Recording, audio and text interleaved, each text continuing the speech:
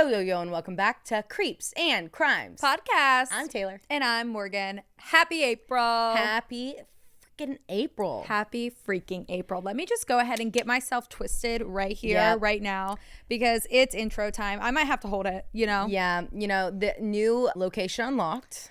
Yeah. On camera for the first time. On camera for the first time. New location unlocked. Dun, dun, dun, dun. Do you know where we're at? It's a living room. It's my living room. We wanted to see how white curtains would look behind us in a recording. Yeah. Because you know us. Yeah. We don't like sitting in the same place for too long. No. This was actually a surprise to me. Well, yeah. Logan's out of town this weekend, and they're going to be hearing this later on, so I'm allowed to say that. Yep. Logan's out of town this weekend, therefore, we had to record in the living room. Yeah, 100%. But this was a surprise to me. She says, I have a surprise for you. That's the text I get today. I said, I have never been more scared than I am right now here in my life. One thing about me, I hate surprises. You know that. Yep. Anyway, I walked in. It was fine. It was like, already done. If the surprise would have been, we have to move all this shit in here, I would have said no. No, but it Surprises actually wasn't canceled. hard. It wasn't hard at all. Like, I thought it was going to be miserable. I just slid the chairs out, and that's really, like, the biggest part was moving the damn desktop in here. Yeah, you make me nervous. I make myself nervous with Nervous with that. So today, I posted on my Instagram story, and I was like, I did it last week, and I was like, let's get creepy, LGC, happy Thurs. And I posted one of our reels. So this is on my own Instagram story, which is morg.m.g. Taylor's is Taylar J with an A. With an A. And it's on my story, right? It has been up there for probably 3 hours now. I just got a DM right before we pressed record. Kimberly, thank you. Kimberly wants to let me know that I put LCG, happy Thurs. So let's creepy get this shit, bitch. Let's get this shit. Let's creepy get. Let's creepy get. Thank God. Yeah, clearly that was not fucking correct. So I was like, incorrect. I had no idea, guys. I had no fucking idea that I even did any of that at all. Are you okay? I feel like you're awfully quiet. I don't know what's wrong with me. I'm kind of like having a fucking mental breakdown That's over here. what I was just. I'm getting vibes that like something is going wrong. I don't know what it is. Like, it's completely internalized. Like, there's nothing that's actually an issue. I don't know what's wrong. You're scaring me a little. I think I drained myself today. Yeah, I mean, you moved the entire studio. I think I really overdid it today. Oh, yesterday y'all would have heard the creepy account. We recorded that 2 days ago. That was really hard to record. That was really, really hard to record. That was definitely the heaviest creepy account that we have ever recorded. Ever done. And then Patreon. Patreon. I heard that this was your favorite episode that you've ever gotten from us. Welcome back to CNC in the morning. CNC in the morning. It's a new new thing that we've put out for our Patreons. Patreon exclusive. You only have to be a $5 tier to get on there. You can just hop on to patreon.com. Link is in the bio on Instagram, Creeps and Crimes Podcast. And just give it a little listen. People are raving about it. Yeah, I heard that it's like you want to go to the club after and just like straight rage. And then I also heard that people ran 15 miles with it. I mean, they said that the cases were so fucking interesting. Yeah, I actually heard that too. Actually, my sister-in-law, Sarah, she's training for her marathon right now, and she said that she ran a good fast 12 miles. Yeah, you know what? I was like, all right, sis, run it. I mean, people are requesting more it's of motivational, cases like that. Like, it was but it was also very intense. Yeah. Intense. Best one. I think the cases best one ever are the missing files and the haunted radio show. Yeah. No, the haunted radio studio. Yeah, that's it. Yeah, that's what it was. Yeah. Crazy. I can't believe you guys love it as much as you did. We never thought that y'all would be that obsessed. We actually just got such good feedback. Yeah. Do you think they can pick up on when throughout that episode? Do you think they picked up when we were being sarcastic and can you tell in our voices? Yeah. I feel like you can. I mean, I feel like they've listened to us well enough that they would know. Yeah. But honestly, the majority of the time that Morgan and I talk, it's pretty fucking sarcastic in the always intro and whoever's commentating. Especially in our text, which I don't reciprocate well. But I give it out. Yes. Yes, always. Cannot use fucking punctuation too, by the way. No, you can't. I'm afraid that you guys feel like I'm like angry about something. I'm not. It's just as soon as we started recording, I had this intense wave of just anxiety inside of me. And I can't shake it. Like, I've had it for a little bit today, and I've been able to put it down. I actually I took myself. I feel like you've just kept yourself really occupied, and then this is the first time you've actually sat down, and you're like, oh shit. Oh yeah, I'm shaking. But you know how I knew that? Why? Because you wouldn't look at me. And you love eye contact, bitch. So when you're not looking at me, fucking the world's paused and something's wrong. Well, when you've been looking at me this entire intro, you're like, are you okay? Well, you're looking right there. Every time I get a glimpse of you, you're looking at me really concerned. And so I'm like trying to get past it internally. But I don't know. I think I just have been going, you're right. I've just been going at a certain speed. And then when we sat down, I was just like, fuck. Yeah. Yeah, and I had a pimento cheese sandwich. Oh, that sounds so good. It was I so could have good. an egg sandwich with egg in the middle, egg and egg on top. I think that the egg diet's ended right now. I'm so fucking hungry, guys. you're making me fucking like hungry. Okay, so this isn't like something like I saw on TikTok and I just wanted to do. I genuinely wanted scrambled eggs last night, and I was like, I made them for dinner, and I sat down and I said, Aaron, I'm going to eat only eggs for the next 3 days. And he's like, why? I was like, well, for one thing, I want to know if the end of the world was here and I only had a chicken, would I live? Could I do it? That was one thing. Okay. Because we had just watched Survivor, and he carried around this chicken on a leash, one of the seasons on Netflix. The second part, I was like, I just think that it would be good. Like, I love eggs.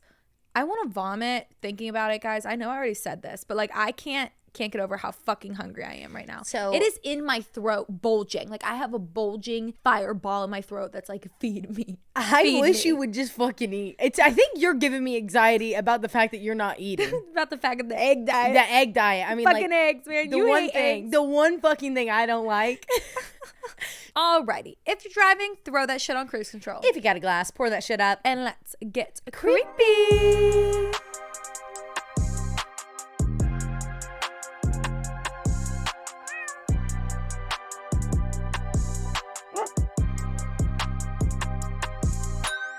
Okay, Morgan, I'm ready for your part 2, bitch. Yeah. First one ever. I know. Okay, so if you have not listened to last week's episode, go ahead and do so. I went second. So if you're binging, perfect for you. Perfect. Minus our intro. So today is part 2 of the Miami Aerospace Academy. As a refresher, the state of the school was becoming chaotic and the students were being beaten. The teachers were no longer really teaching. And the students were starting to see that this was much less a military academy and more of this religious-based school, to say the least. They were getting eager to leave the academy and escape their dormitories, but this was a military-based school, and that was pretty hard to do so. On October 25th, it was midday on a Thursday, and things turned hectic. Around 12:15 p.m., students were leaving one of two places, either class and moving on to their next class, or lunch and returning back to their school day. Now, lunch happened in the school, so therefore students were not permitted to leave the facility during this break, aka there were students everywhere in the hallway at 12:15. But it was orderly, single file line, it wasn't loud. A nearby biology teacher named Patricia Murphy was walking her students from one class to another, and this wasn't uncommon for students to be escorted.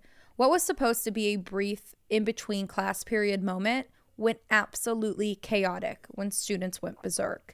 It all started in the girls' bathroom, or so they originally thought. Patricia, the bio teacher, heard some sort of commotion going on there. When she went to enter the bathroom, the girls were refusing to let her in. They didn't want anybody in there. Immediately red flags. After a few minutes of discussion, Mrs. Murphy was finally allowed to enter the bathroom. And this is where she found a 13-year-old girl crying hysterically. So she sent a student to grab a school administrator, and then she continued to escort her students to a classroom that was nearby. Now, I'm assuming that she probably waited for that administrator to get there, but that was unclear. While in the new classroom with her group of students, disruptive sounds started coming from the hallway. More girls crying hysterically, like screaming, yelping. And boys, they were kicking doors, walls, air, each other. So she ran out into the hallway followed by all of her students because everybody was curious as to what was going on. And I know if I was a student, I'd be like, what the fuck is going on out there? I'd be running to see what's going on. I'd be running right to it. Yeah. And this is where she found a group of kids, 4 girls and 2 boys, and they were hysterical. At this point, a crowd began to form around them because, again, the hallway was packed. But it was as if this hystericalness, I don't even know if that's a word, madness, I guess. Hysteria. That's what it is. Yeah. Went airborne. Like it had infected others that were nearby. Oh, God. Because every student in that area began to act crazy. Even her own students. They were screaming, kicking, crying. It was insane. So she then led her students up to the second floor because she didn't know what sort of devilish epidemic was going the fuck on there. Right. Like it was insane. Like this is supposed to be an orderly, structured, in between class period moment. And it's turned into the Mean Girl scene where they're in the jungle. Yeah, at the mall. Oh my God. Exactly, the watering hole. Outside in the yard with a group of students was a man named Joseph Wolf. He was the new disciplinary instructor because Mr. McKinley, aka the guy with the whistle paddle from last week's episode, apparently had just like vanished. Oh. I don't know about all that. That's really interesting. Yeah. Mr. Wolf was only 19 years old when he accepted the position earlier that year for $1,200 a month. Now, I know that doesn't seem like a lot, but it is a lot of money, especially in the education world and in the 1970s. Yeah, I was about to say, a teacher? Yeah. 70s. Yeah. What the fuck? It's a lot of money. And 19 years old. And Mr. Wolf was far different from the other asshole, McKinley. He didn't believe in hitting kids as discipline because he himself was hit as a child. So the kids loved him because anyone was better than McKinley. Back to October 25th. Mr. Wolf was outside with a group of kids, and he could hear that something was not right inside the school. The commotion and the chaos was so loud that it was reaching outside the building. Holy shit. And this caught his attention. Just as he stopped his marching group that was marching across the field, he looks up at the school. And at that same moment, glass fucking shatters from the second floor. And out of a window is a student falling to the ground. Bitch, what the fuck? To the fucking ground. And he landed on top of a school bus. So immediately, Mr. Wolf is like, holy shit. And he begins sprinting this kid's direction. Right. He knew this kid well, and a fall like that should have killed him. Oh, yeah, 100%. But it didn't.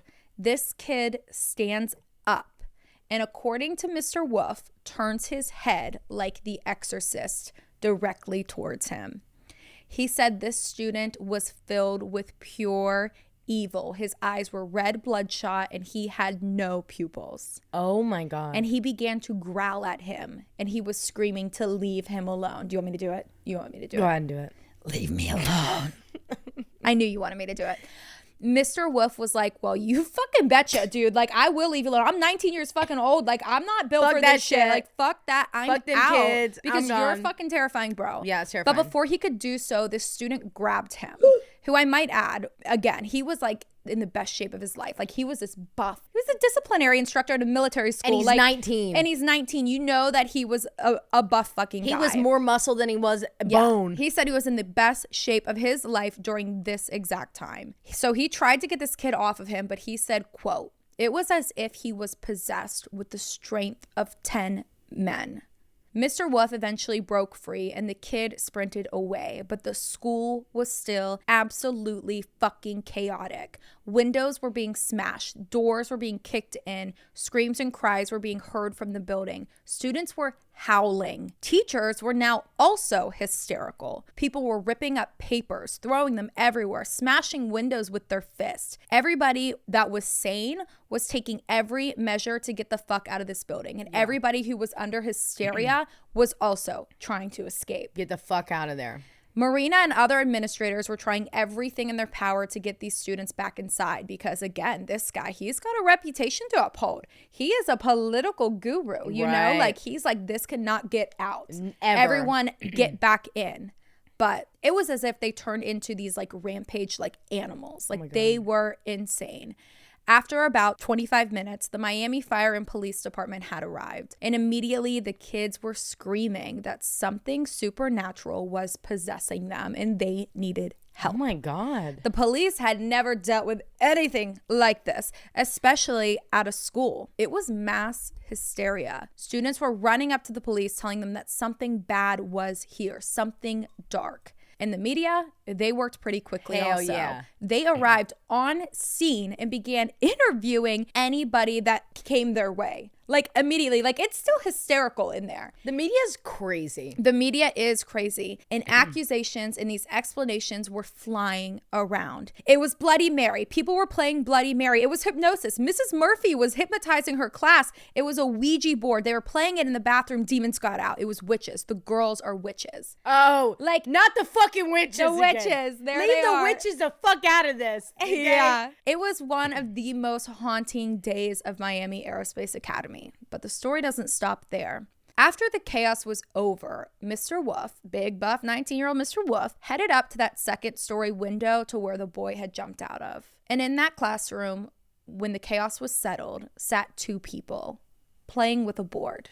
God. A Ouija board. Great. It was a boy and a girl, and it was known that they were in a relationship and the two were dating. It was the end of the school day, and obviously in very hectic situations, the one thing you can do as a staff member is to offer rides home, to make sure everyone has a ride home. Like, it was just pure chaos here. The police are here. Like, and do you have a ride home? 70s.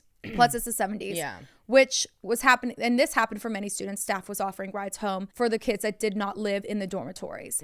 So teachers and staff, they were taking them home on their own accord. And I mean, after the events of the day, this was not odd. So Mr. Wolf asked if the students have a way home, which they did not. Therefore, he offered them a ride. And they lived nearby, so it was no big deal. It was on his way. On the way there, he was kind of drilling them about what he saw in the classroom, asking them what that was, what they were doing. Right. And they were like, oh, it was nothing. We were just watching the other kids. They were gone by the time you got there. Like, it was nothing at all. Like, don't worry about it. Like, we're good. We weren't like, honestly, I'd rather walk in on you guys fucking. Right. Like, we weren't doing anything wrong. Yeah. Yeah, I'm sure. Okay. When they got to the girls' house, the students didn't want to be home alone. So they asked Mr. Wolf to hang until their mom got there. Again, Mr. Wolf was 19 years old. These were high school kids who probably just scared the shit out of themselves playing with the Ouija board, and their school just went literally hectic. So he agreed to stay until their mom got there. The entire time, they sat around their table and just chatted about the day. You know, when something fucking crazy happens, you can just sit there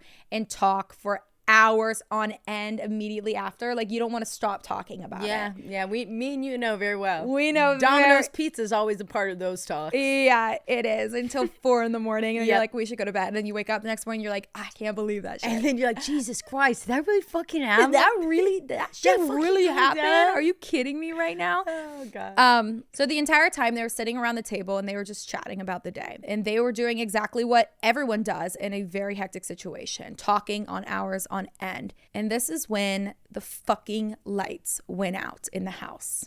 Pitch black. The door slams shut and the TV begins flickering off and on. Beautiful. Mr. Wolf at this time is like, what is going, like, what the fuck is this shit? Doing? And this is when the kids are like, Mr. Wolf, we lied. We were fucking with the Ouija board. Like, you gotta help us. Like, Mr. Wolf, like, I'm so sorry. We were lying to you. We were lying to you. Oh my God. Like, they were freaking out. And he was like, again, hell, I'm not about to be a part of this. First off, I'm fucking 19. I could get in trouble for being here. Right. Well, maybe not in the 70s, but probably not in the 70s. But whatever. Like, I could get in trouble for being here, number one. Number two, we haven't even called your parents from what we know thus far. Yeah. Now it's dark and you're in a house with two minors and you just witnessed them playing a fucking Ouija board, and now they admit to it after a kid that you know jumped out of a fucking window on a bus and stood up with an exorcist head. Yeah.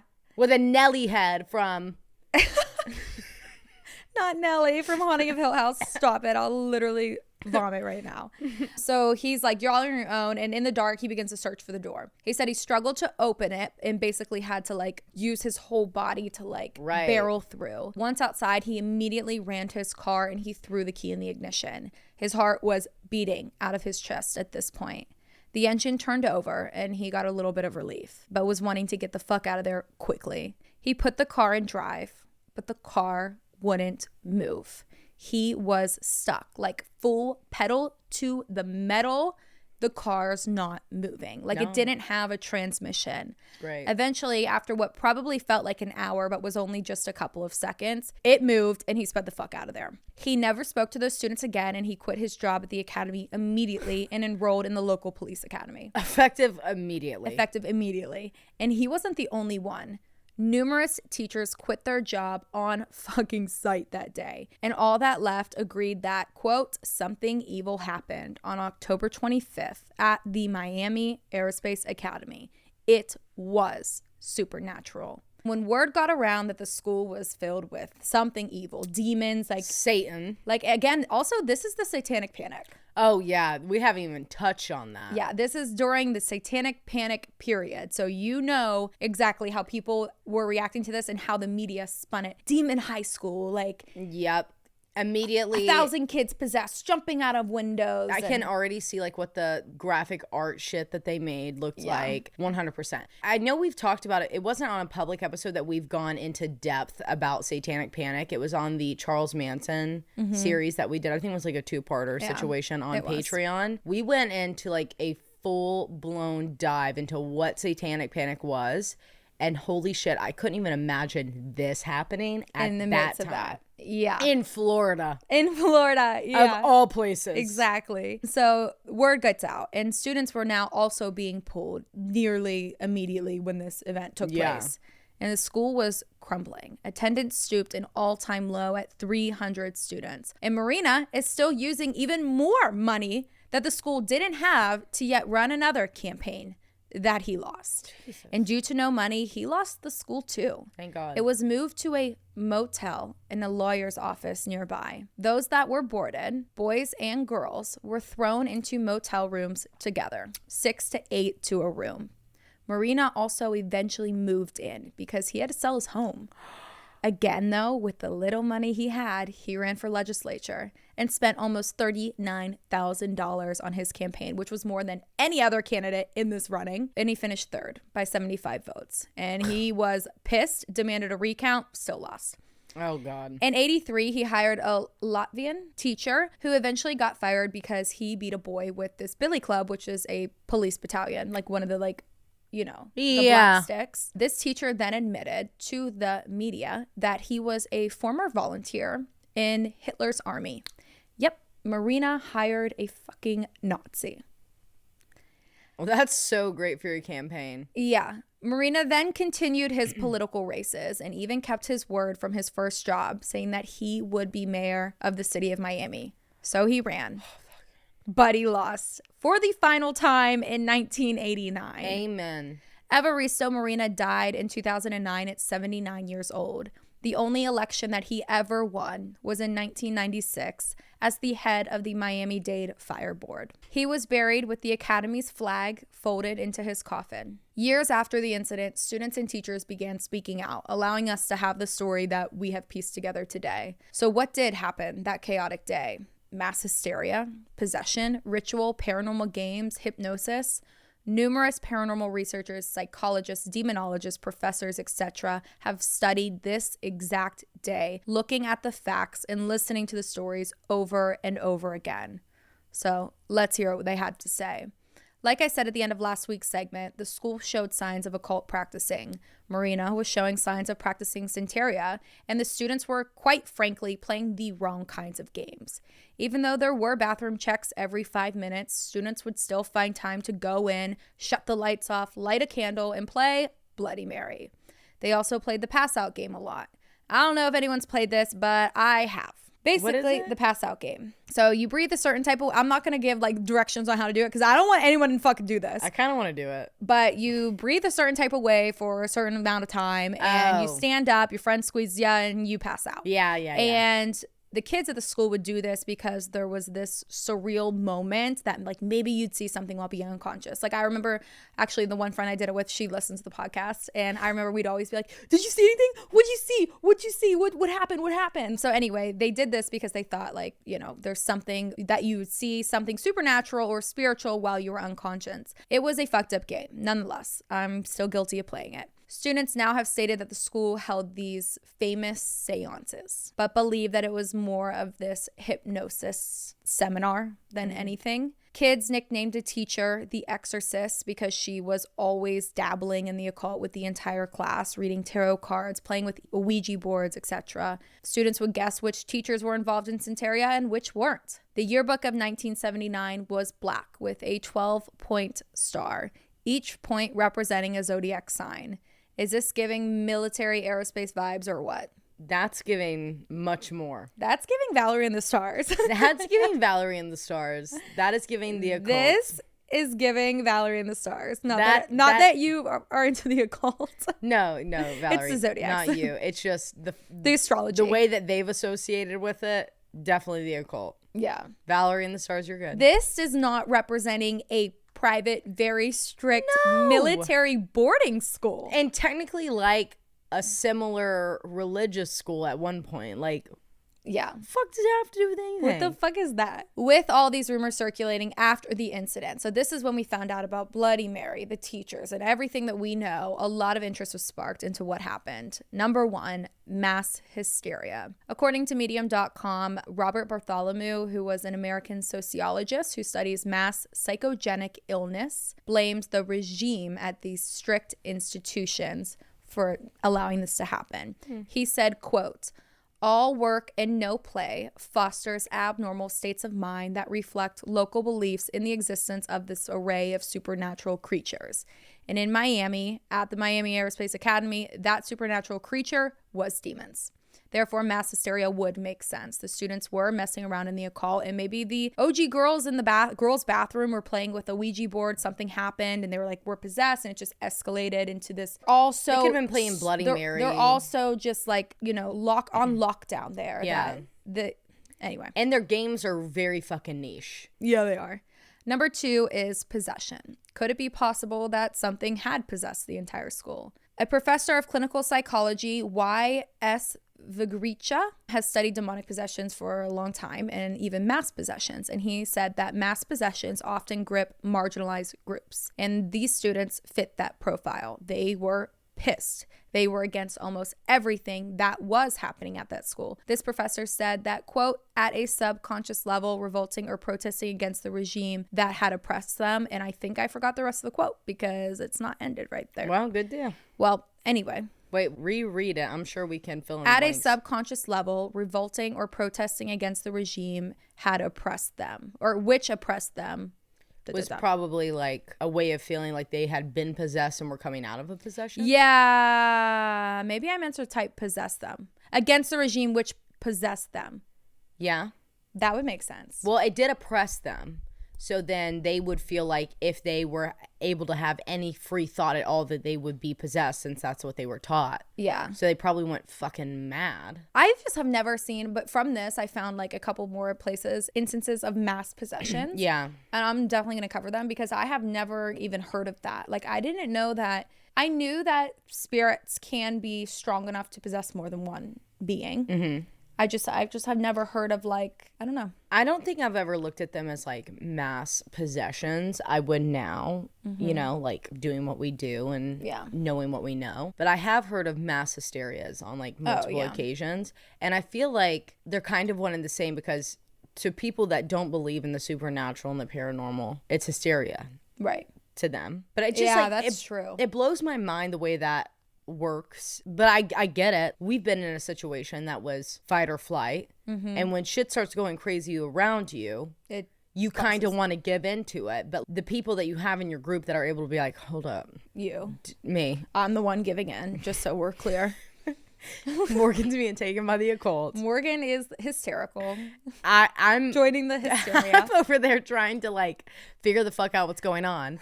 But those people that pull you back to reality, like if you don't have that, imagine if I wasn't like that. There would have been something bad. Chaos. Yeah. But it's because it's like we mirror each other like organisms do. I don't know. Shit could have went real bad that night. Number 3 is riot. Some psychologists believe that this wasn't evil spirits or any of the above, but instead some pissed off kids just trying to cause mayhem. They were angry, they were beaten, they were pissed off at how they were treated, and this was their way of doing something about it. Yeah. While this is very plausible, it does not explain what happened to Mr. Wolf later that night if his story is true, nor does it explain these unhuman characteristics that most students were showing during the incident that took place. Right. Number 4 is hypnosis. We know how Miss Murphy shared her story of the girls' bathroom, leading a lot of people to believe that that was the origin of the chaos.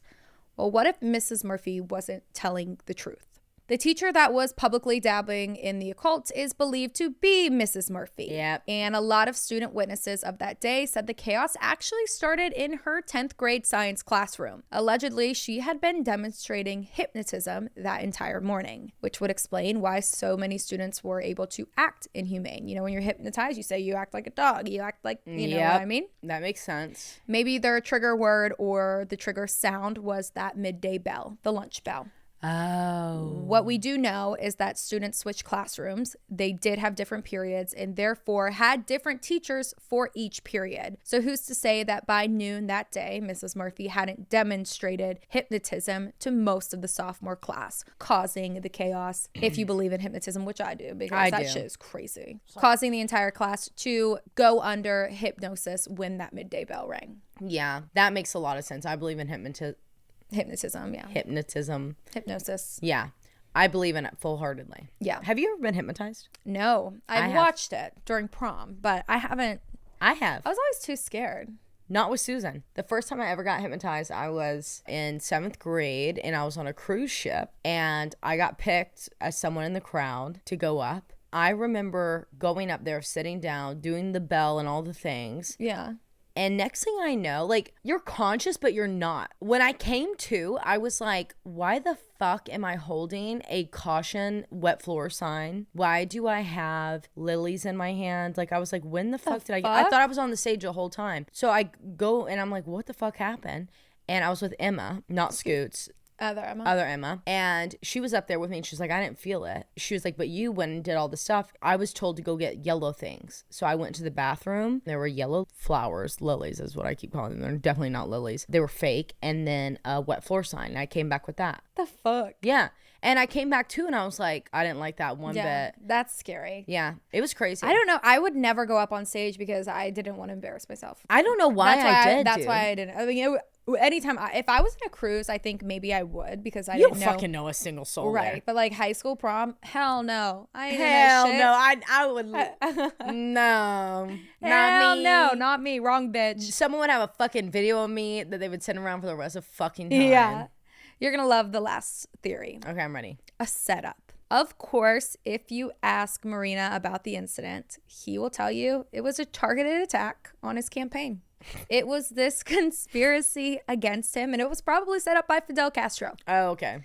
Because 2 days after he started his third mayor campaign that same year, he claimed that he was the victim of a baseball bat attack by agents of Fidel Castro. Marina shut down any supernatural involvement, stating that we don't teach those things here. We don't do that. He is quoted saying, quote, somebody put the kids up to it. 1 week before the election and everybody is trying to get me. Bro, no one gives a fuck about your campaign. Dude, no one, quit running. You've lost about 900 fucking times. No, what are you doing? No one's worried about you. You're wasting so much money that you literally don't have. And you live your life in third place. No one gives a fuck about your campaign enough to possess a bunch of kids to like act out against you. Right. Whether it was witchcraft or possession or hypnosis, mass hysteria, riots, or maybe it was a little bit of everything, the school got a lot of attention and they were on thin ice with local law enforcement. On May of 1984, a 6-year-old boy had broke out of the dormitory and ran to the edge of the school property where the fence was.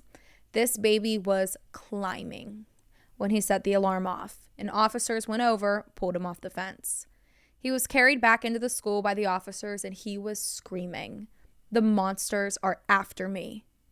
The monsters were the older students at the school. Police opened an investigation and almost as many as 12 people came forward as victims of abuse. A year later, 5 students were charged with sexual assault, one of which was a student that went by the name Simpson. Once arrested, police discovered that this student's real name was not Simpson, but instead Clarence Carr. And this name sent chills through the entire school. Clarence Carr was a convicted juvenile murderer. When just the year prior to being charged with sexual assault, he walked into his parents' bedroom in the middle of the night and shot his father, unloading 3 rounds into his head. Clarence was sentenced to 10 years probation, as his defense was that he was abused by his father. Believed to be a, quote, clerical error, the judge sent him to the Miami Aerospace Academy instead of the correctional juvenile facility. But this is what's odd. He couldn't afford the tuition of the school. His mother couldn't afford the tuition. So it was paid for by a secret benefactor, a man named Count Tassilo Széchenyi. I don't know how to say that, guys. It's foreign to me. So I'm just going to call him Count. Count was fifth in line to the Austro-Hungarian throne. Like, he was castle royalty, born in a castle in Budapest. But during the post-war Soviet takeover of Hungary, he fled to Cuba and later arrived in Miami. Apparently, Clarence's mother and the Count met at a sports lounge, and there wasn't a chance that Marina was going to say no to his money. So Clarence was enrolled with the name change to Simpson. Marina put a teenage killer into his school, knowingly, for money. Changing his name. Yeah. Around this time, it was discovered that the school was entirely unregulated, unlicensed, unaccredited, and unsupervised. Oh my God, how the fuck did you figure that one out? Like, it wasn't even like a school to the state. No, guys, it literally didn't exist. What are we fucking talking about? Yeah. And the police are responding to these calls and like, we gotta go to the Aerospace Academy. No one fucking checked. These people are nobody. They have a literal jet. They brought a jet down the fucking Miami highway jet. at 5 p.m. Rush hour. I feel like that should... Guys, Mila quit staring at me. Mila's sitting on my lap the whole time. I look like... She was staring at... Bitch, stop that shit. She's been staring at you since you started talking about the Countess. Or the Count... No, the Count. Do you know him? Do you know who that is? So, no. And also, you can't convince me that the Count and his mother, like, weren't having an affair. One, prior to the murder. 100%. During the trial, the Count then paid off the judge to put him in the Aerospace Academy, and then he paid for Marina to push him into This seems like school. a grooming situation on that child. Yeah. And then it seems like they were like, fuck, we groomed the kid. We got to get him out. So you pay a bunch of fuck ton money to get him out. You move him over here. And so how much was, let's pull up those documents. How much was the Count or whatever, Count Dracula, donating to the school? To his campaign, you mean? Exactly. To all of his campaigns. 100%. And then we have now this kid who is a convicted criminal, a murderer. Yeah. And in my opinion, and I know a lot of people don't agree with this, is I don't give a fuck if you're 12. Right. And you intentionally unload 3 rounds. Intentionally murder somebody else. It should be on your record till the end of time. Absolutely. The December of that year, a 15-year-old student was sentenced to 3 years in prison for first-degree murder after giving a 19-year-old female student a deadly dose of cocaine. Apparently, cocaine floated around that school like fucking candy. Well, that's what the fuck they were doing that day. April of the following year, a 17-year-old female student, trigger warning, was raped and impregnated by a male student after he forced his way into her dormitory. For as strict as the school was, they sure didn't give a fuck what the boys did. Right. And Marina was too busy chasing after political power to give a damn. And the girls' moms. To give a fuck. Students are still coming forward to this day about the neglect, the abuse, and the assault that they received there, telling their truths and their piece. And they all have like this Facebook group. If you were a student there, it's like a therapeutic Facebook group, I guess. Yeah. The school closed in 1989 and the building is no longer there. Whether it was supernatural evil or not, that school was filled with evil and horror. And that is the Miami Aerospace Academy. There's a documentary on Discovery Plus and it's called The Devil's Academy. And I think I told you the wrong show name last episode. By the way, Discovery Plus, you can get 7 days free with an email. That's a slay. How many emails have you used, bestie? I have about 13. Anyways, this is crazy. Yeah. This is an amazing case for you to cover. A really good take on creeps. Yeah, I was fucking And I'm glad crazy. that you did it in a 2-parter. It was completely worth the 2-parter. Yeah, because I felt like there were 2 separate stories in one. Yeah, absolutely. There's completely 2 different fucking things going on. I never would have thought last week that we were going here. Right. The only thing that made me feel like we would be going here was when you were talking about the convict kids that he would change their name. Yeah. But I only picked up on that when we got to that part. But holy fuck, dude. Yeah. I mean, that's crazy. This is real. That's what's real. crazy about it. Like, you never really get to tell me real things. I know. And like newspaper, like headliners and stuff like that. Like, why isn't this a movie? Why? No, really though. I really enjoyed it. Thanks. But I hated it. Yeah. And like big time. And I also just can't believe that he has beef with Fidel Castro. And I know Fidel doesn't even think about him. And literally, Fidel Castro did not give a fuck what you were doing at your little school, your fake fucking school in Miami. Fucking crazy. He could give less of a fuck of what's going on with you, bitch. And the fact that Fidel Castro is like in this at all. For what? For what? Because this guy is so he obsessed. He cared so much about... He's so obsessed. Not that I would ever want to know what Fidel Castro fucking thought about anything, but I would love to know what he thought about this dude. Yeah. All right. Anyways. You're up, sissy. I'm up. Great job covering it. Thank you. As a whole. Like, your reporting was great on it. Thanks. I like that it had a story. You know, you want to switch? Do you want to be crimes for a bit? Not really. No, I wouldn't put that on anybody. All right. Thank you, Morgan. Welcome. Did you enjoy your first two-parter? Yeah, it was fun. It was nice to not have to stress about what am I covering next week. I knew. Yeah. That's what I love. That's really nice. And then also, like, staying on the same wavelength for a week is phenomenal. Yeah, it is. It is. Yeah, I it's enjoyed great. it. Okay, so like I promised, I was going to be taking it easy on you guys today because Morgan did a crime-like creep. Yeah, and I was so long on my segment. I was so good. I did so good. She did so good. I'm really fucking proud of you. So today I'm going to be doing the death of Edgar Allan Poe. Yeah, you fucking heard that right. Not the Poe. And are you scared? Because I am.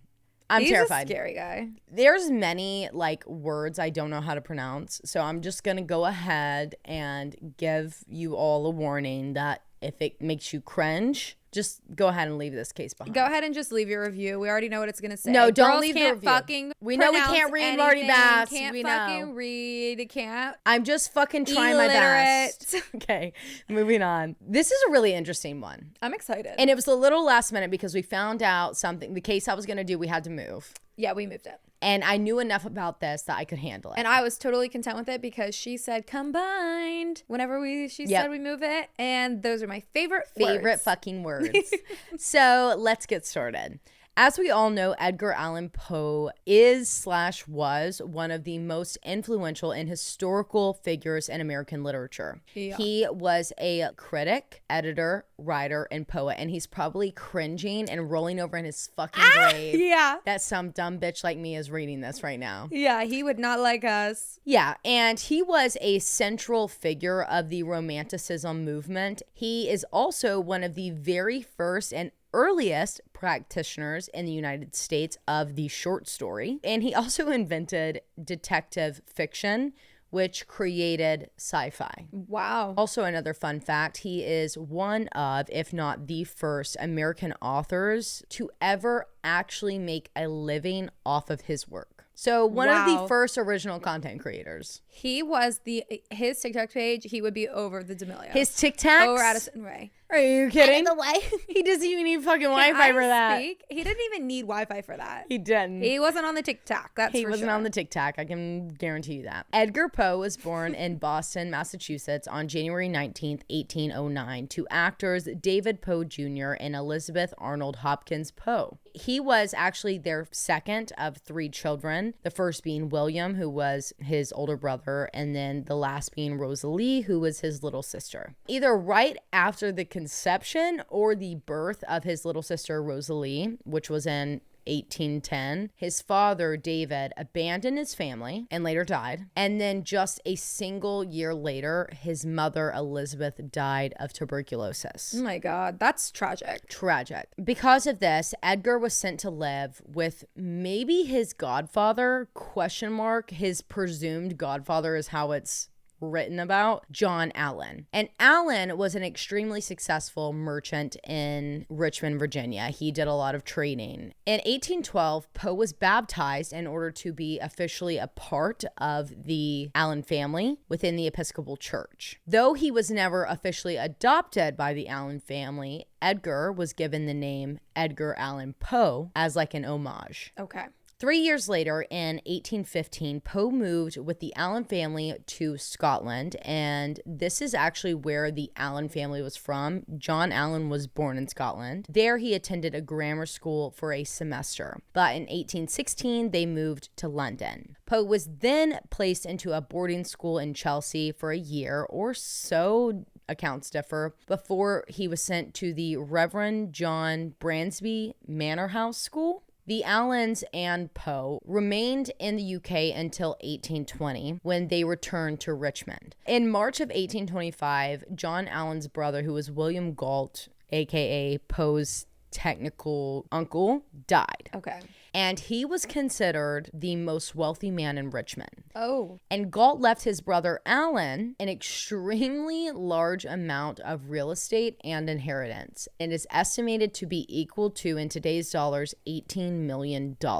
Whoa, big baller. That's a lot. Because of this, John Allen naturally purchases a 2-story brick home for his entire family to live in. And that is where Poe spent the rest of his life, with the Allen family. In February of 1826, Poe enrolled in the newly Thomas Jefferson founded University of Virginia. Wow. And he enrolled to study ancient and modern languages. It is believed that either right before registering or a year before registering, he got engaged to his high school sweetheart, or really just like young love. And her name was Sarah Elmira. And she goes by Elmira in various different things, but also on paper, she's recorded as Sarah. However, just after a few months of attending this university, they had to break off their engagement because the rules at this university were extremely strict. And Poe wanted to really focus in on his education. He did amazing at the University of Virginia, and he was like a star student. Everyone looked at him, all of his professors, and were like, holy shit, you're going to be somebody. But he was forced to drop out after only 1 year because John Allen's rich ass only sent him with barely enough money to get him through his first semester, and he was somehow able to spread it out to last the entire year. I say rich ass because, like, you think, well, you should be thankful, Edgar Allan Poe. Right. That you were adopted, that you were given this money, that you were given these opportunities, which absolutely he was. Mm-hmm. But John Allen said, hey, this is going to last you the 4 years. Here's the cash. Go. And he's like, holy shit, I only made it through a semester after buying books, after getting meal plans or whatever the fuck they had back then. Yeah, not and enough. I could only imagine what the hell that looked like. Yeah. Because I know what the fuck it looked like for us. Yeah. Very different from what I expected. Either way, he starts running out of money and he couldn't pay for any bills. So he's having to burn pieces of furniture in order to have a fire in his home because he couldn't afford wood to burn. Oh my God. Yeah. And then he's like, well, let me start gambling to try and get more money. This ends terribly. Bad idea. And Mr. Poe. He pretty much loses everything. So he goes back to John Allen, his godfather slash foster father slash adoptive father, and says, look, you're a fucking liar. I can't believe you do this. And they have a huge falling out because John Allen says, well, I would have given you more money, but then you went and put us all in fucking debt by gambling. So they have a huge falling out, like a father-son type of falling out where you say the most horrific shit that you can think of saying. Yeah. That's what he did. He has now no place to go. And so he's like, well, let me see what Elmira's doing, or Sarah, his ex-fiance from not even 12 months prior. Only to find out she's already married to another man. Oh, fuck. Edgar Allan Poe is like, I don't belong in Richmond. Everybody here hates me. The love of my life, my sweetheart, literally, I broke up with her not even 12 months ago, and she's already married. Oh my God, the drama.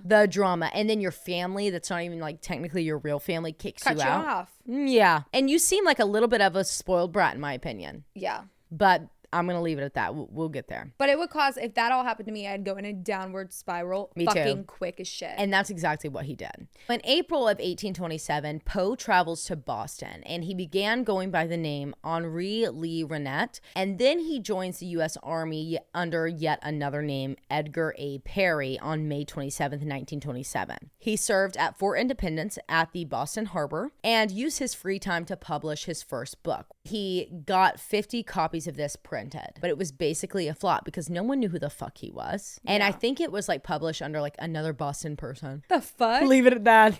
So fast forward 2 years. He's been serving in the military, and he actually achieves the rank of sergeant major for artillery, which is like a huge deal. It's like the highest rank that you can get for someone that's like non-commissioned, which I don't know what that means. But it's honorable. But it's a big deal. Yeah. And he wants to leave the military, but he has 3 more years that he technically has to serve on this like contract or his enlistment contract. He goes to his commanding officer and he like spills all the fucking beans. I've been lying. My name is not Edgar A. Perry. It's Edgar Allan Poe. My family died and I was adopted and my family lives here and da-da-da-da-da, and I'm a writer. Cut off. My wife, ex-girlfriend, I went me, home, got married. So I just like on a whim did this, but in reality, I'm supposed to be a poet. I'm supposed to be a writer. I'm supposed to be an editor. I'm supposed to be a critic. His commanding officer is like, well, I will discharge you, but only if you reconcile with your father, John Allan. Poe writes his father and apologizes for everything that he did, for being ignorant, for being a dumbass, and he gets ignored for months. When John finally responds to Poe, he told him that his foster mother / adoptive mother, who was Frances Allan, John's wife, was dying. She died on February 28th, 1829. Poe only got there the day after her burial, so it was a little too late. Yeah. John Allan felt really bad about this, and so he agreed to reconcile with his adoptive son or his godson. But the truth was not that the commanding officer needed them to be buddy-buddy again. It was that in order for Poe to be discharged, it came at a price. A large donation to the military, and Poe continuing his education at West Point. That's pretty fucked up. He pays the military off for his godson, and Poe got discharged in exchange for this large chunk of money and more tuition at West Point. He was discharged on April 15th, and he decided that he was going to go visit his aunt and his brother, so his brother went to live with his aunt, also living there as their cousin. They lived in Baltimore. He goes and he spends like almost a year there before he has to turn himself in for West Point. There, he was actually praised for the very first time for his work by an insanely influential critic named John Neal. It was because of his first poetry book that no one knew about. He only got 50 copies of, right? This dude was basically like, you are going to change the world. And Poe was like, well, fuck yeah, I am. Yeah, I fucking knew that. So while he's in Baltimore, he publishes his second book. And I don't know how to pronounce it. I'm not even going to try to because I'm afraid it's going to be offensive. So on July 1st, 1830, Poe turns himself in to West Point, enrolling as a cadet. 3 months later, in October, he marries his technically second wife, because Sarah Elmira is considered his first wife. Okay. He marries his technical second wife, and her name was Louisa Patterson. He cheats on her like 1,500 times and has like 7 kids. Mr. Poe, control your sperm. Slow it down, my guy. Calm the fuck down. How many times? I mean, 7 kids, and you can only get pregnant one day a month, and you're married. What the fuck are the odds? Yeah. Insane. So he gets like 7 people pregnant, and she's like, fuck you. And she makes his cheating public. Good calls for his her. fucking family, and John Allan disowns him. Officially. Completely. You are no longer a part of my life. Drop my middle name. He doesn't, clearly. We know him all as Edgar Allan Poe. Embarrassing for the Allans. Sorry Anyways, about the Allans. but that's fucked up, right? So she leaves them, whatever. February 8th, 1831, Poe was kicked out of West Point. Uh-oh. He was immediately after he got kicked out, he moved to New York City. Because of the cheating? No. He publishes his 3rd book when he gets to New York City. He says that he did this all on purpose. And there's proof that he did it on purpose because he was only able to afford to publish his 3rd book because all of his friends at West Point gave him 75 cents each to help him get to the $170 that he needed to publish and print his book. So he dedicated it to all of his friends and cadets at West Point that did this for him. Okay, that's I mean, he's like a fuck boy, but like, that's really cute. That's cute. That's really cute. That's Sorry. nice of him. Guys, don't do that. Don't do that. So the book was published in March of 1831, and Poe, after this, moved to Baltimore with his aunt, his brother, and his cousin, only to learn that his brother was dying of alcoholism, and he passed just 5 months after Poe moved there. He remained in Baltimore with his aunt, and his aunt is named Maria Clem. He began dipping his toes into short stories for the very first time ever, even winning a contest that gave him a name officially within the industry. After which, Poe was given an editorial position at multiple different papers, but specifically and most honorably, the Southern Literary Messenger in Richmond at the age of just 26. Wow. Moving himself and his now wife, Virginia, from Baltimore back to his hometown. Number 3. 3rd wife. But I got something to tell you about Virginia. Her mom is Maria Clem. It's his cousin. Yeah. It's his fucking cousin. And it gets worse. He's 26, right? She's 13. I don't even know where to fucking I guess take it was this. a different time then, because what the fuck? I don't give a fuck what time it was.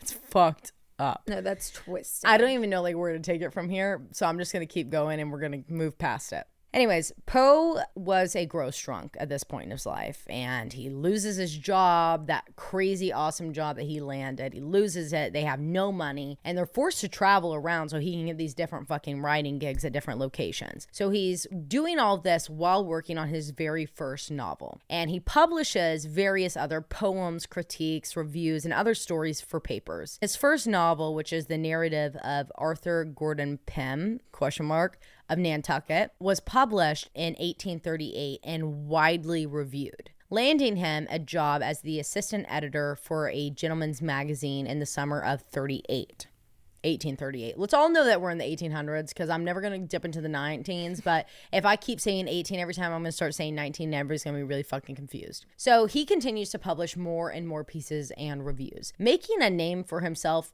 Like he already had one, but like really establishing himself as a reviewer and a critic. Okay. And he was known as like a fucking tough but extremely valid critic. So like anything that he said about your work was Bible. Period, Poe. Also, that same year, he published his first collection of short stories in 2 volumes, which contained the Fall of the House of Usher. But the only pay he got from this, which is insane, was 25 copies of his own fucking book.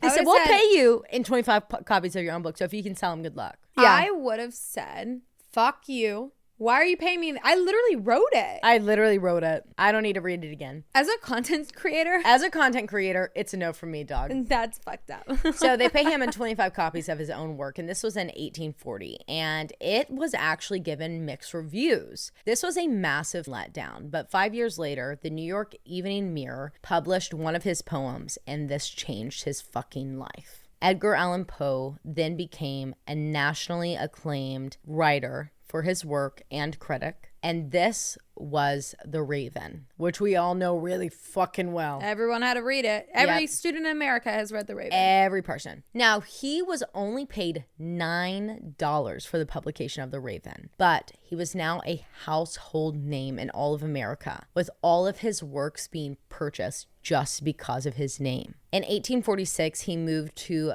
Fordham, New York, where he purchased a cottage for himself and Virginia. But on January 30th, 1847, Virginia died of tuberculosis at just the age of 24. That's young. It was like every time an up came for Poe, a massive downfall was immediately behind it. After Virginia's death, Poe was on a downward spiral. He was drinking out of control. He was extremely depressed. From this point on, many of his works were written surrounding the death of a beautiful woman, and it's because he lost every woman he cared about in his life. Mm-hmm. And this was kind of just like the climax of everything. He was absolutely erratic, and everyone could see it. Critics predicted that he would soon join his late wife in the afterlife because of his insane behavior. After 2 years in a deep, drunken, depressed state, in the spring of 1849, Poe got sober. He returned to Richmond, and he ran into his very first love, Elmira. They picked up exactly where they left off and quickly got engaged for a second time. They were planning their wedding to be exactly after Poe returned from this business trip he had to take to Philadelphia in the fall. So he left Richmond on September 27th, 1849 on a train, and he stopped in Baltimore. But instead of continuing on to Philadelphia, which is where he was supposed to go, there is no record or known information about where he was for 5 entire days.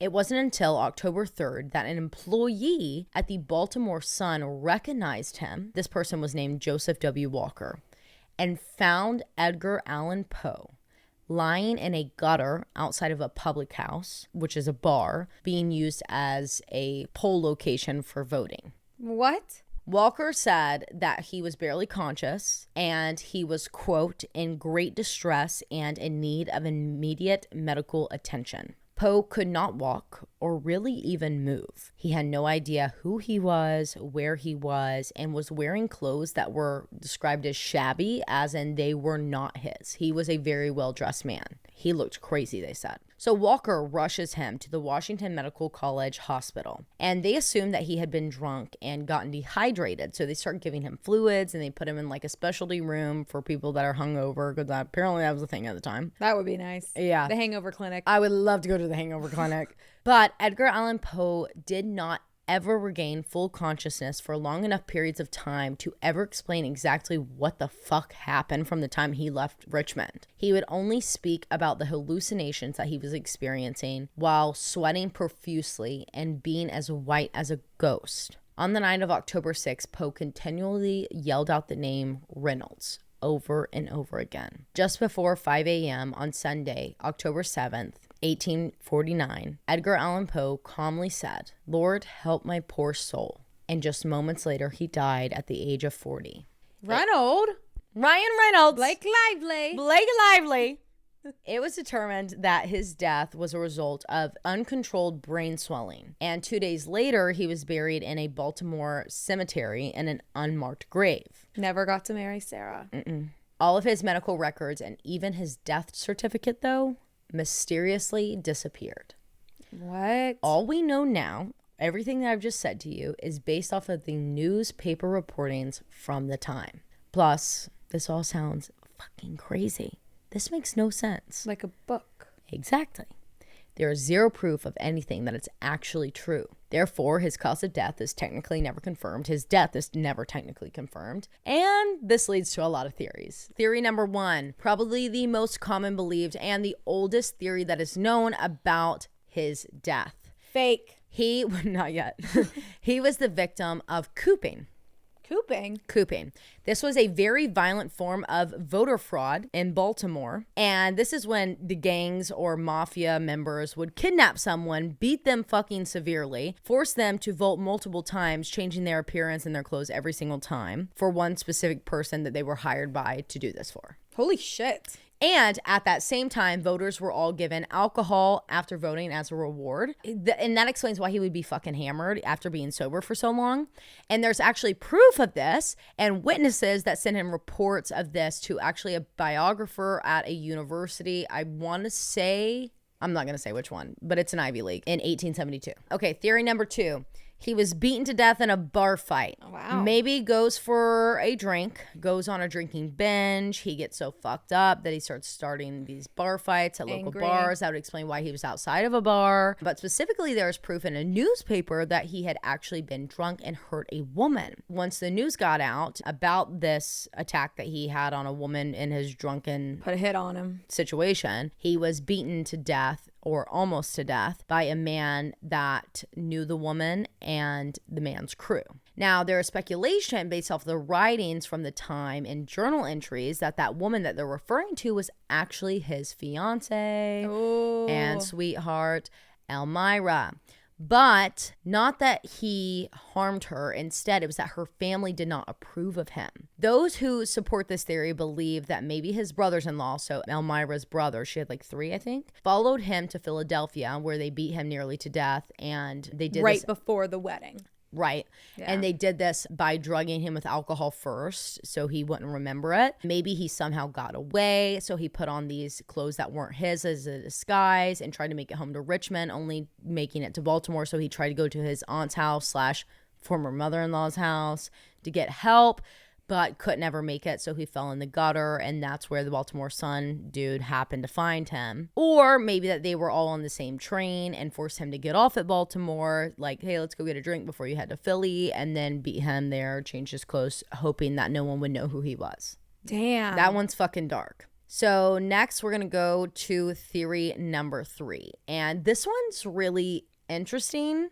Actually, I think I'm going to save that for theory number 4. Let's go to theory number 4. We're going to call it theory number 3. Alcoholism / a medical condition as a result of alcoholism. According to the curator for the Poe Museum, who is actually named Chris Semter, apparently there is evidence that supports that Edgar Allan Poe was genetically unable to break down alcohol. Oh. And it was documented on multiple occasions that after one glass of wine, one beer, one glass of liquor, he would be so fucking hammered that he could barely speak or walk. Oh, wow. Mm-hmm. Okay. And it was the same exact situation for both his sister and his brother. Oh, that's a plausible really theory. plausible theory. And apparently at the time, brain bleeds as a result of dehydration or drunkenness was kind of a way that doctors help individuals save face. So a cover. Right, so because they didn't know if there was a brain bleed in the 1800s. Exactly. And apparently after Virginia died, according to a biographer named Susan W., his doctor actually warned him that if he were to continue drinking, because like apparently he had like a really bad medical episode in some way. It's not really well recorded, clearly. His doctor said to him, if you keep drinking, which is why he got sober in the first place, you're going to die. Your body can't handle it. Yeah. And that's the reason he got sober. So that's really interesting. And I feel like that puts a lot of puzzle pieces together and makes a lot of sense. I think that's really a plausible theory. My favorite. That's my ongoing so far. The fourth theory that was the third, and I switched it back, is that he actually had a brain tumor. Oh, which is also another medical theory that I believe in. 26 years after his death, he was exhumed from his grave in order for them to build a structure memorial for him on top of it. And when they pulled the coffin out, it was in horrific condition. I mean, what the hell do coffins look like at this point in time? Yeah. So when they lifted it out of the ground, the bottom of the coffin fell out, and his remains, which were bone at this point, went everywhere. He was very badly decomposed, completely decomposed at that. And when his skull fell out, they heard like something rattling in it. So they go and they pick it up, and there was what looked to be a shrunken, dried out brain, is how they thought of it at the time. But in reality, it would have been a calcified tumor. Wow. Yeah. And some records actually suggest that a doctor early in his life, so when he either still lived in Richmond or when he was at the University of Virginia or when he first went to Baltimore, that like very first time, so very early on in his 20s, a doctor actually diagnosed him with a brain tumor because of his erotic behavior that he was displaying at the time. I mean, it explains like the manicness, the mania. Right. And then the last and final theory that is not supported by fucking anything, but everybody thinks, is that he didn't actually die. Yeah. And I've also heard that Sarah did it. Yeah, I've heard that, but the only way she would have done it is by poisoning him with alcohol, since he was already sensitive to it. So she could be tied in with the brother theory. That's a large theory. I'm going with tumor. I'm going with a medical. I'm going with a medical one. Medical death. I think it could have been both. I think if he had a tumor, maybe that did affect his body to not be to process alcohol, and would lead to a brain bleed and dehydrated. I think both of those together, possibly. I don't really know neurology, so I'm no neurologist, but I'll tell you what, that makes sense to me. That makes sense to me from what I've seen on Grey's Anatomy. Yeah. And also another one that makes sense to me is that he's an artist. He's a writer. Yeah. If he were to want to end his life and start a new one, he could. And he had plenty of people. I mean, how many times did he change his identity? Exactly. Anyway? And how odd is it that it happened to be a Baltimore Sun editor or writer that found him? What the fuck? Yeah, that shit's crazy. And none of his family members ever came in person. They wrote them after he died, because he died within like 5 days. But who's Reynolds? No one knows. But then again, he was having like severe hallucinations. He was dead. I mean, he was like near death. Damn. Yeah. That was good. I really enjoyed doing this one. I liked it. It wasn't as good as I liked it because I have Barrymore. heard the story, well, obviously minus the theories, in school. Like, I know his life story. A good little refresher for my 8th grade self. Yeah. And I loved it. I wish they would have fucking taught us like that. Yeah. Hell yeah, I would have been in on it. If you are a teacher in middle school and you are reading The Raven and they want to learn about Edgar. If they want to learn about Edgar, let me tell you right now, you play our episode, we'll even send you an uncensored, or we'll send you one with all the F words. Bleep. Gone. We actually probably won't unless you request it. Then we will. I mean, if you request it, I've had one of my high school teachers request one. Bleep, bleep, bleep, bleep, bleep. And I did it. Actually, fuck it. Leave it in for the kids. They love that shit. They'll eat it up. They'll listen to the story more. Honestly, they'll love it. Yeah. And you'll be dope. Yeah. But long story short, you should tell them like the conspiracies as leading in. Because if someone said that to me, I'd be right into it. Immediately tell me everything about everything he wrote. Yeah. Ever. I want to read every book. I want to know any single poem that could possibly have been written by him, because half of them were anonymous under fake names, ghost names, whatever. Yeah. But you could just tell by the writing style. I mean, what if he wrote about what he did in his life? Like, we would never know. We would never know unless we sat there and read all of them. And I'm sure there's people that have read all of them and can account to that. But anybody that's ever read anything is going to be like super like on his side. Even the fact that he married a 13-year-old at 26 and also married his cousin. Yeah, and then he that also, one is, that's a rough one right there. I mean, there's not much I can like give this man as credit. Maybe start that off with your kids. Other than like, clearly he was a very distressed, fucked up individual. Yeah, he was. But like, what artist isn't? Yeah. You know? They're all a little manic. I mean, I love that word today. We're considered artists in some way, and we're fucking manic. I will fucking confirm 100% that I'm not fully okay. Yeah. Ever. And that's how I like to live my life.